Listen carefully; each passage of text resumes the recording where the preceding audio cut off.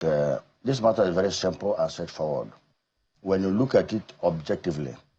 But what is happening now is that people are trying to play politics. And we understand that very well. That is the normal politics of the opposition. What kind of politics are you talking about? I'm coming to that.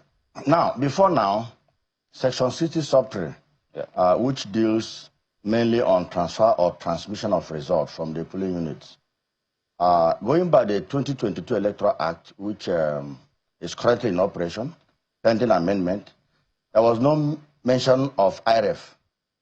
There was no electronic transmission of result as a matter of law. But now the 10th Senate, being a corrective Senate, have taken decision yesterday to expressly introduce electronic transmission of results from the polling unit to IREV, which my friend I just left here has defined that IREV is not a collection center. It is mainly a portal where people can view the result before now. But by what we did yesterday, IREV has been statutorily authenticated as reference point.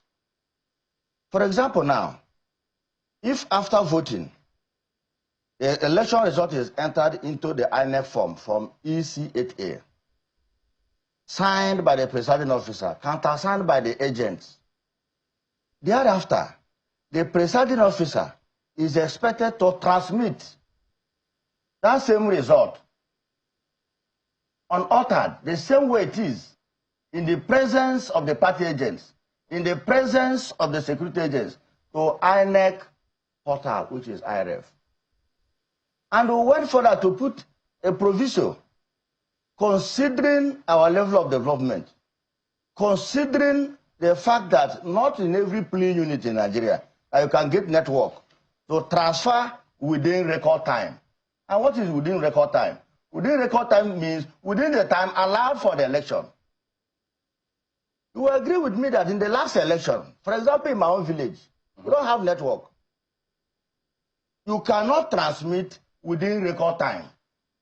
Now, Senate, being elders, who looked into it and said, what happens to those results that didn't report at the INEC portal within record time? Does it mean that you jettison those results? Okay. Does it mean that they're going to disenfranchise those people that gave their vote? So that is, let me finish.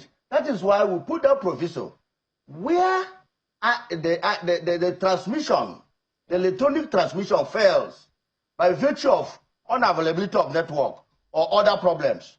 Okay. The result entered in Form EC. They shall resort to that, yeah. Shall be resorted to. Okay, so you've raised a number of issues here. Let's see if we can piece them one after the other. You say the Senate, with this amendment, has made IREV a reference point. Yes. What does that mean? Because is there a reference point? Do you mean collation? Because the main challenge the country has is ensuring that collation is not manipulated. So what do you mean by reference points? What it means is that if what is in the IREV is different from what is in the election results, it becomes questionable. Because we expect what is in Form EC8A to be the same thing in INEC portal.